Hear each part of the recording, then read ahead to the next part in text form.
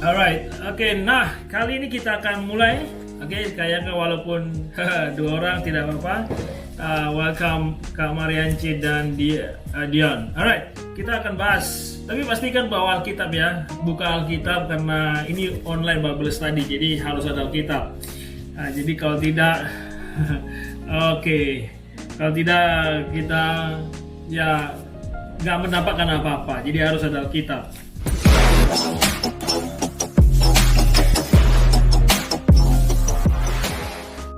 Alright, nah sekarang kita akan lanjut aja langsung ya, yang lain bisa menyusul. Oke, nah ketakutan itu bisa membuat kita menjadi tidak bisa berbuat apa-apa, bahkan membuat kita seperti lumpuh.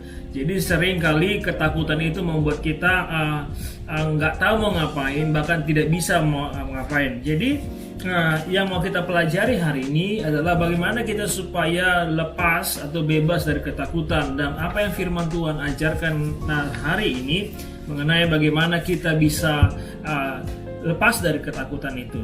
Nah, sekarang kita akan melihat dalam Markus pasal 4 ayat 35 sampai 41. Nah, mungkin kita sudah sering mendengar ini dan mungkin bahkan ada yang sudah mengkhotbahkannya ini. Tapi kita akan baca Markus ini.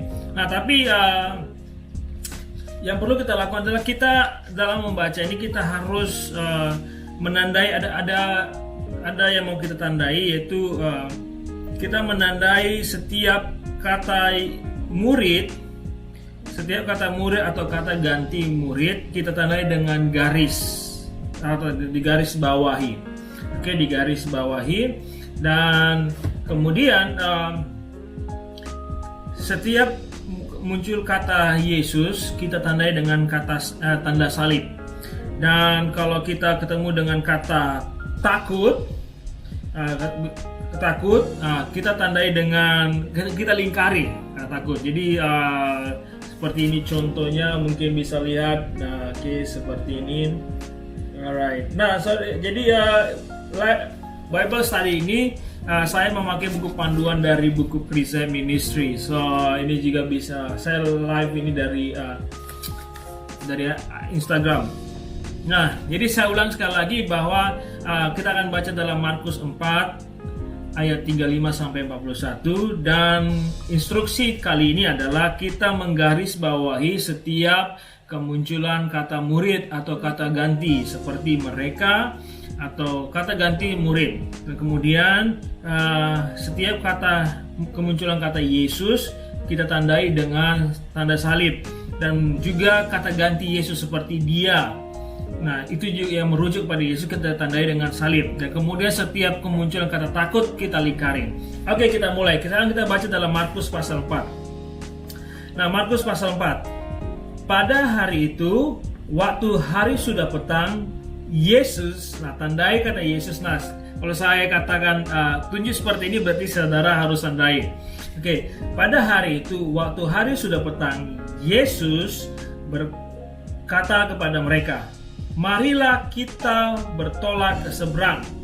Mereka meninggalkan orang banyak itu, lalu bertolak dan membawa Yesus beserta dengan mereka. Jadi di ayat 36 ini, mereka dari pertama, saya baca ulang lagi dari pertama di ayat 36.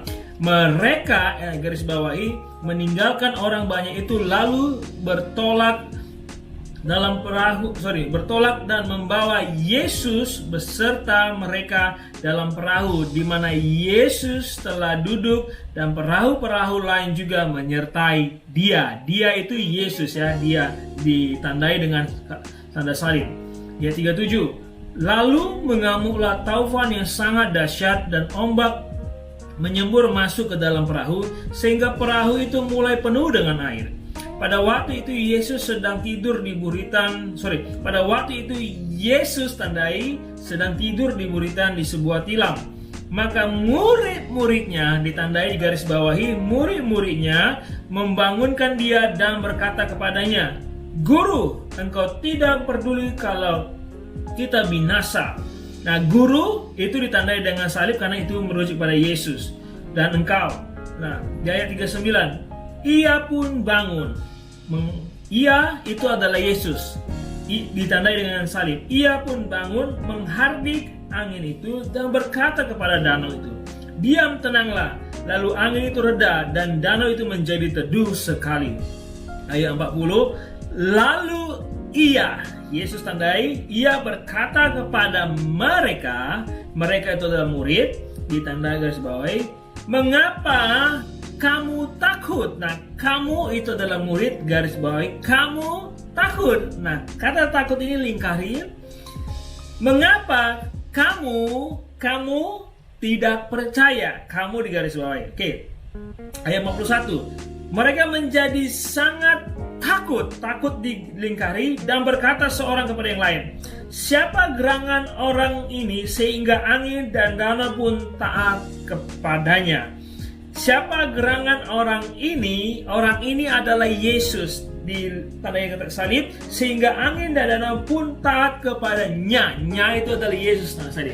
Nah, kita sudah baca tadi ini dan sudah menandai. Saya percaya teman-teman yang melihat video ini sudah menandai. Nah, saya harap sudah tandai. Oke. Nah, sekarang kita mau masuk dalam Babel tadi. Kita mau menjawab beberapa pertanyaan di sini mengenai ayat ini. Nah, yang pertama adalah dari yang kita baca tadi ini. Nah, teman-teman nanti bisa juga tuliskan Hi Pius Philip. Oke, teman-teman juga bisa tuliskan nanti di kolom komentar. Jadi kita semua interaktif di sini.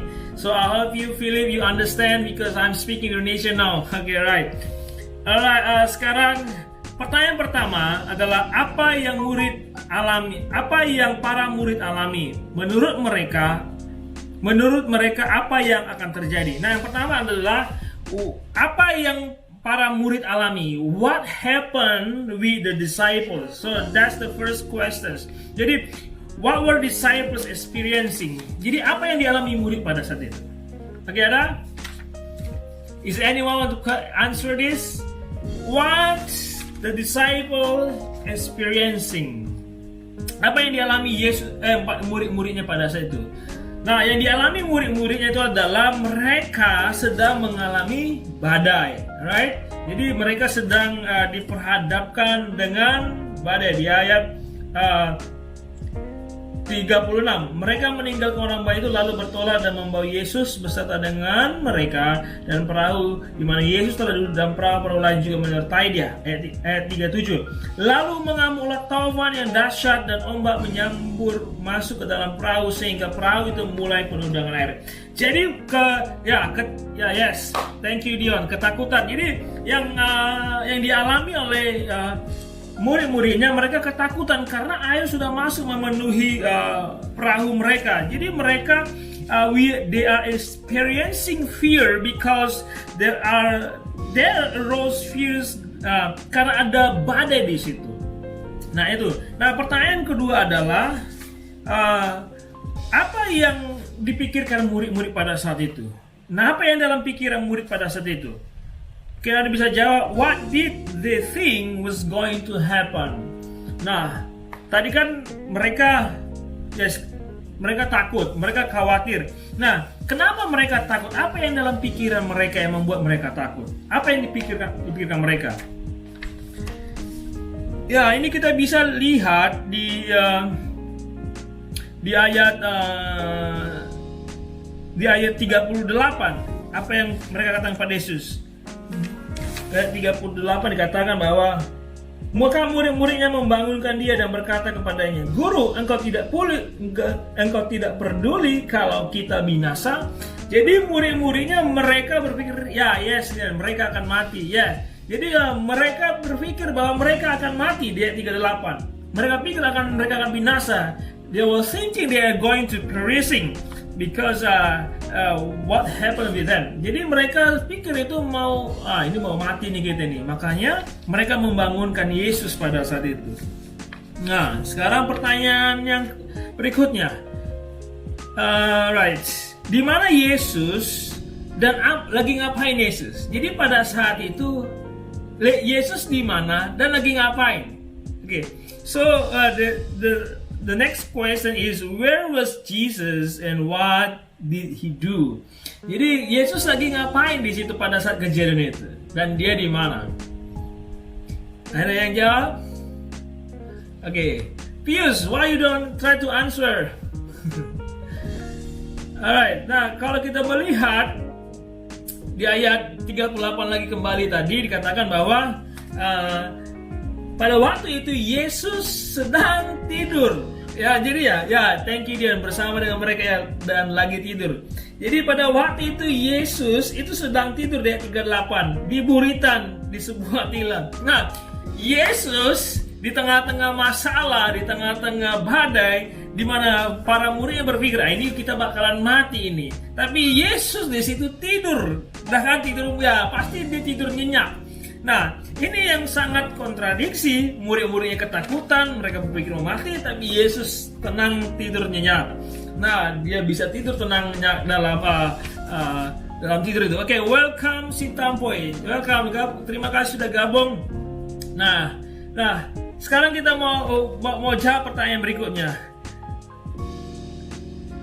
Oke, dari apa yang baru kita baca, dari apa yang baru kita baca, apa yang menurut teman-teman, menurut saudara, bagaimana emosi para murid pada saat itu? Maksudnya, maaf saudara, ini saya Bible study saya dalam bahasa Inggris, so saya live sekalian juga mencoba menerjemahkan. Dan jadi pada saat itu, menurut teman-teman, menurut saudara, bagaimana emosi dari murid-murid itu, perasaan murid-murid itu, apakah itu normal? Jadi ketakutan mereka itu apakah normal? Menurut teman-teman, apakah itu normal atau tidak? Apakah itu alami? Ya, sebabnya yang secara manusia ya apa yang murid-muridnya lakukan, kenapa mereka khawatir, kenapa mereka takut, ya itu sebenarnya secara manusiawi normal. Itu hal yang normal karena kita biasanya manusia ketika kita meresponi sesuatu, meresponi masalah, meresponi badai, itu biasanya kita dengan ketakutan, dengan rasa takut. Tapi kita mau belajar hari ini bagaimana kita supaya lepas, bebas dari ketakutan. Nah, kita akan lanjut di pertanyaan berikutnya. What point was Jesus making when he asked the disciple? Nah, sebenarnya apa maksud Yesus? Apa poin Yesus mau sampaikan ketika Yesus bertanya kepada mereka? Mengapa di ayat 40? Kenapa Yesus bertanya? Yes, thank you Dion. Normal tapi mereka lupa kalau yang bersama dengan mereka itu Tuhan semesta alam. Yes, that's good. Yeah, thank you. Philippians, which page are you? Okay, I'm on the page 3.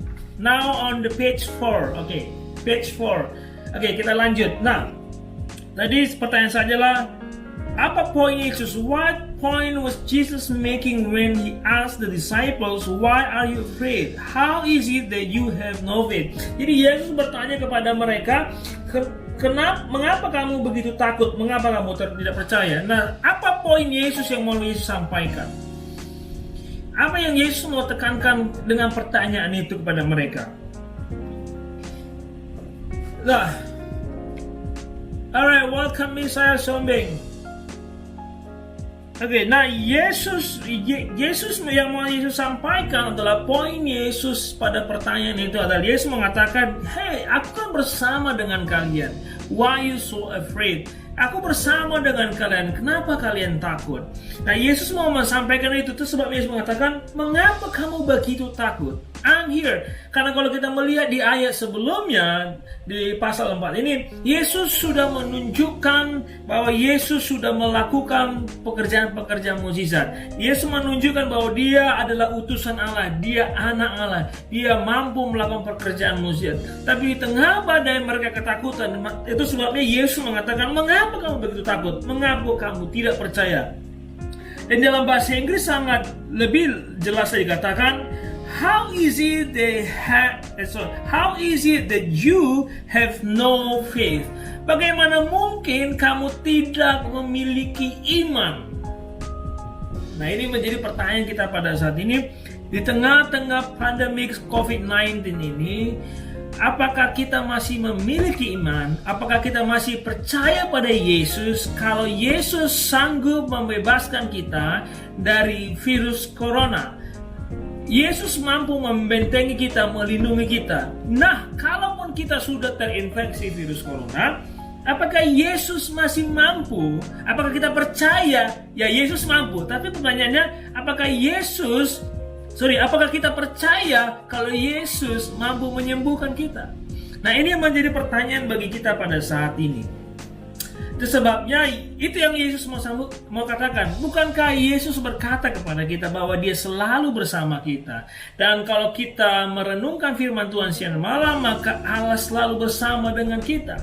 Nah, saya nanti singgung sedikit dari Ulangan 7 ayat 11 sampai 15, tapi kita akan lanjutkan terlebih dahulu dalam sesi ini. Alright, dan pertanyaan berikutnya, how would they have responded in this storm crisis and why? How should they have responded in this stormy crisis and why? Jadi, bagaimana seharusnya mereka meresponi masa krisis ini? Nah, terutama dengan kita, bagaimana seharusnya kita orang percaya meresponi krisis pandemi COVID-19 ini? How should we respond in the pandemic COVID-19? Jadi, bagaimana seharusnya kalau kita sudah belajar tadi? Nah, yang seharusnya kita lakukan adalah they should calm. Artinya seharusnya murid-murid pada saat itu mereka tenang karena Yesus bersama mereka. Karena mereka kalau kita melihat dari Alkitab ini bahwa di Markus pasal 4 ini adalah mereka sudah bersama Yesus paling tidak 2 tahun. 2 tahun selama bersama dengan Yesus. Paling tidak mereka sudah kenal siapa Yesus, sudah melihat Yesus melakukan mukjizat, tapi mereka pada saat ini takut. Nah, itu sebabnya seharusnya mereka tidak takut karena mereka sudah bersama-sama dengan Yesus, sudah lama bersama dengan Yesus, hidup bersama dengan Yesus. Mereka sudah melihat perkara-perkara ajaib yang Yesus lakukan. Nah, ini yang menjadi artinya poin Yesus kepada mereka. Why you should afraid? Nah, oke, lanjut kita di pertanyaan berikutnya. What did you learn from marking the two occurrence of afraid? Or to put another way, why did the disciples become very much afraid in verse 41? Jadi pertanyaan begini. Jadi tadi kita sudah melingkari kata takut. Di ayat 40 ada kata takut, di ayat 41 juga ada kata takut. Jadi tapi takut di ayat yang kedua, ayat ini berbeda. Nah, di ayat 41 kalau teman-teman melihat kita akan baca di ayat 40. Lalu mereka berkata kepada mereka, "Mengapa kamu begitu takut?" Lalu ia berkata kepada mereka, "Mengapa kamu begitu takut?" Jadi murid-murid takut, tapi takut di sini berbeda dengan takut yang di ayat 41. Karena takut di sini adalah murid-murid takut akan kematian, takut akan binasa. Nah, berbeda dengan di ayat 41. Mereka menjadi sangat takut. Jadi di ayat 41 begitu takut, tapi di ayat 40 begitu takut, tapi di ayat 41 mereka menjadi sangat takut. Artinya ketakutannya menjadi naik tingkat, menjadi lebih lagi. Nah, ini yang menjadi menjadi pelajaran kita bahwa waktu murid-murid melihat Yesus menenangkan badai, mereka menjadi sangat takut dan berkata seorang pada yang lain, "Siapa gerangan orang ini sehingga angin dan danau pun taat kepadanya?" Nah, maksudnya adalah seharusnya kita harus lebih takut kepada Tuhan yang mampu menguasai segala situasi, yang masih memegang kendali. Karena Tuhan sanggup melakukan perkara yang ajaib. Nah, ini yang harus kita mengerti. Jadi ketakutan di ayat 40 adalah ketakutan terhadap badai. Tapi ketakutan di ayat 41, kata takut di ayat 41 adalah dia mereka mulai melihat perkara ajaib yang Tuhan lakukan dalam hidup mereka, dan mereka takut akan Allah. Dan inilah yang harus kita mengerti bahwa Tuhan sanggup, Tuhan masih memegang kendali, dan seharusnya kita tidak perlu takut terhadap pandemi COVID-19 atau wabah virus corona, tapi kita harus lebih takut hidup di dalam Tuhan. Kita merenungkan firman Tuhan karena Tuhan sanggup membebaskan kita. Okay, next question is, which should be greater fear? Fear of the storm in which might perish, fear of the one who authority over the storm. Jadi takut, ya tadi kita sudah singgung, takut yang bagaimana seharusnya kita miliki? Apakah kita takut kepada badai atau kita takut kepada Tuhan yang memiliki otoritas atas segala badai? Ya pastinya kita harus takut akan Tuhan. Nah ini yang harus kita mengerti. Oke, nah ya saudara, selagi saya menyampaikan Bible Study ini, saudara bisa jawab setiap pertanyaan-pertanyaan yang saya tanya sehingga ini lebih interaktif. Nah, pertanyaan yang berikutnya adalah, now what are some fears or you other Christian now are dealing with? Oke, pertanyaan gini, sekarang, nah pasti kita tahu nih semua, sekarang ketakutan apa yang dialami oleh banyak orang Kristen, bahkan orang di luar Kristen? Ayo, ada ketakutan apa yang sekarang kita alami?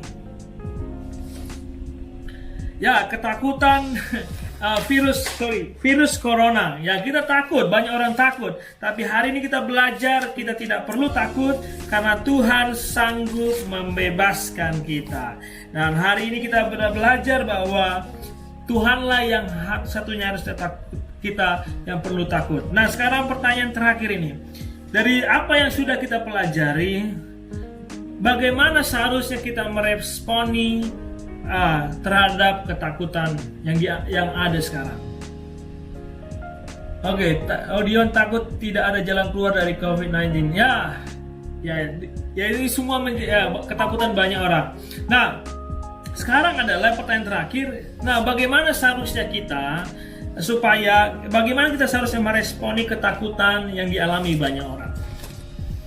Nah, yang seharusnya kita lakukan adalah kita harus lebih takut kepada Tuhan. Jadi maksudnya adalah daripada kita takut dengan tidak ada solusi, daripada kita takut tidak ada jawaban, tidak ada pertolongan, lebih baik kita takut kepada Tuhan dan merenungkan firman Tuhan. Jadi kita merenungkan firman Tuhan supaya waktu kita merenungkan firman Tuhan, karena janji Tuhan dalam Ulangan 7 ayat 11 sampai 15, kalau kita dengan setia membaca firman Tuhan, merenungkan firman Tuhan dan melakukannya, maka Tuhan akan memberkati kita. Dan bukan hanya memberkati kita, bahkan firman Tuhan mengatakan Tuhan akan menghalau penyakit menular, penyakit sampar dari hidup kita. Dan Tuhan akan menghalau kita dari COVID-19 atau virus corona. Tuhan akan membebaskan kita dari penyakit menular, yaitu virus corona. Karena saya percaya firman Tuhan benar dan tidak pernah gagal. Oke, terima kasih teman-teman sudah menonton sampai saat ini live streaming ini. Saya percaya teman-teman diberkati, dan saya berdoa dan setiap hari saya akan live streaming di jam yang sama, jam 12. Karena saya percaya di tengah-tengah badai ini kita harus kuat, dan yang menguatkan kita adalah firman Tuhan. So God bless you, Tuhan Yesus memberkati.